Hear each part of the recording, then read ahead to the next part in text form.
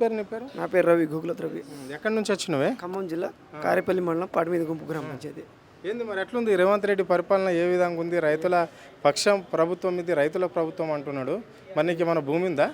భూమి ఉంది సార్, ఒక 3 ఎకరాలు ఉంది, 4 ఎకరాలు. రైతు బంధు అయితే లేదు. రైతు బంధు వేసగానే రైతు బంధు అది ఏంది సార్, 2 సార్లు ఏవో కొట్టిండు సార్. రైతు బంధు వేయటం లేదు. రుణమాఫీ చేస్తానన్నారు, రుణమాఫీ కాలేదు. ఆరోగ్య అది భార్యాభర్తలకి కుటుంబాలకి లింక్ పెట్టిండు. ఆధార్ ఇది మన బియ్యం కార్డుని, రేషన్ కార్డు ఉరకండి తీసుకోండి పోయి. ఇప్పుడు రేపు 9వ తారీఖు మాఫీ చేస్తానన్నాడు. ఆశతోటి ఓటేసినాం, మోసపోయినాం. ఆశతోటి ఓటేసి మోసపోయినాం. కేసీఆర్ మంచి పని చేసిండు, 24 గంటలు కరెంట్ ఇచ్చిండు.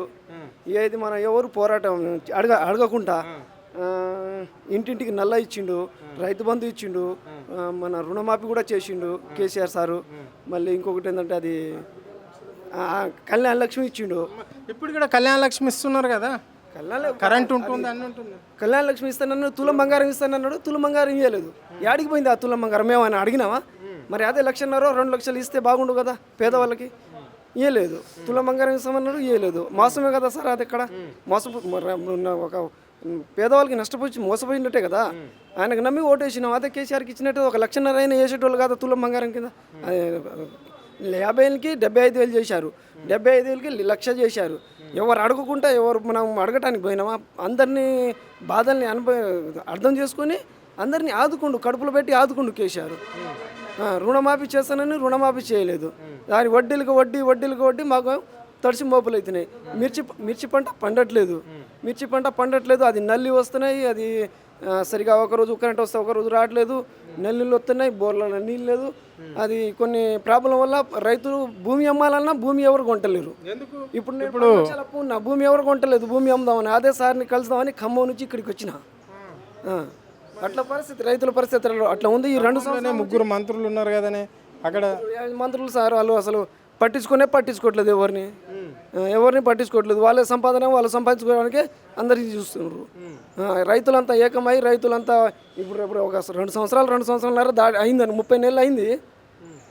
ఇంకొక 30 నెలలు అయితే 2 సంవత్సరాలన్నర అయితే ఇక ప్రజలు దేనితోటి బుద్ధి చెప్తారంటే దాంతో బుద్ధి చెప్తారు.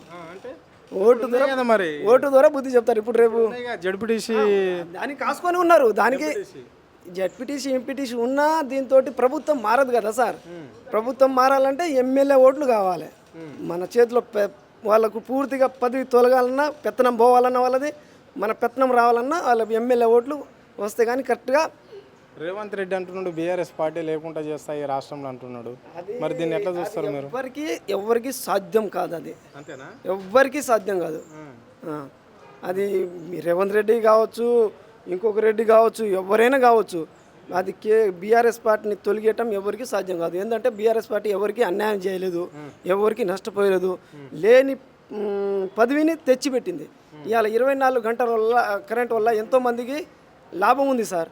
24 గంటలు లేకపోతే కరెంటు, ఆ నైటు కరెంట్ వేయటానికి పోతే పాము గరిచేది, తేళ్ళు గరిచేది, చచ్చిపోయేది. కరెంట్ ఎక్కడైనా లీక్ ఉంటే తగిలి చచ్చిపోయేటోళ్ళు. అది 24 గంటలు కరెంటు లేకపోవటం వల్ల, నైట్ కరెంట్ వల్ల. 24 గంటలు అంటే ఎప్పుడైనా నువ్వు వేసుకోవచ్చు, నీ ప్రాణానికి హాని లేదు. ఇప్పుడు కళ్యాణ లక్ష్మి వల్ల కొంత ఆదుకున్నాడు మన పేద కుటుంబాలకి. ఇప్పుడు బస్సు ఫ్రీ అన్నారు. బస్సు ఫ్రీ ఎవరు ఎక్కుతారు సార్? జాబ్ చేసేటోళ్ళు, లక్షల జీతం, 50,000 జీతం ఎత్తుకునేటోళ్ళు చేస్తారు. మాలాంటి రైతులు కూలి చేసుకునే వాళ్ళు ఎక్కడ తిరుగుతారు సార్? బస్సు ఎక్కి తిరుగుతాం. రోజు 300-400 కూలి చేసేటోళ్ళకి ఏం అవసరం అది బస్సు ఫ్రీ?